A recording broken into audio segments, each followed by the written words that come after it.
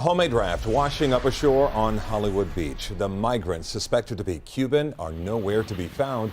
Ironically, the boat arrived on Freedom Street and is one of thousands of dangerous voyages made by Cubans and Haitian migrants to the U.S. Local 10 News has followed agents with U.S. Customs and Border Protection during the migrant crisis for months now. And now the commissioner of the agency is here from Washington to see firsthand what's happening. Local 10's Janine Stanwood spoke with him exclusively. She's live in the newsroom. Janine. Commissioner Chris Magnus in South Florida, including the Florida Keys, where agents are really being tested by the surge in migration. Although CBP is a law enforcement agency and doesn't make policy, he says he thinks reforms are needed. Look, it's a broken immigration system, no question about that. It's an area where I can't tell you how much I wish we would see action by some of the policymakers. And what kind of action would you want to see? Well, reforms to this entire system that give more people legal pathways into this country. They're so different here than over there. We are one-on-one with Chris Magnus, Commissioner of U.S. Customs and Border Protection, visiting South Florida this week. ¿Cuántos días en el mar? 7 días. As a surge of migrants from Haiti and Cuba have been making dangerous journeys here in barely seaworthy boats. Some losing their lives, others needing rescue. What did you see when you visited the Florida Keys?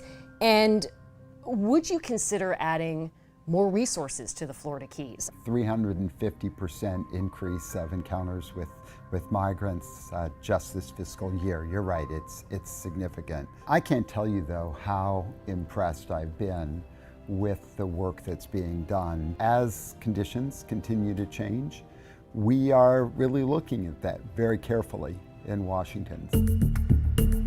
While CBP does not make immigration policy, we did ask the commissioner about criticism, especially among Republicans, about the current administration's push to arrest and detain fewer migrants. The critics are saying that it sends the message that there's an open border. What do you say to that? I want to send a clear message that the border is not open. We want to enforce the law.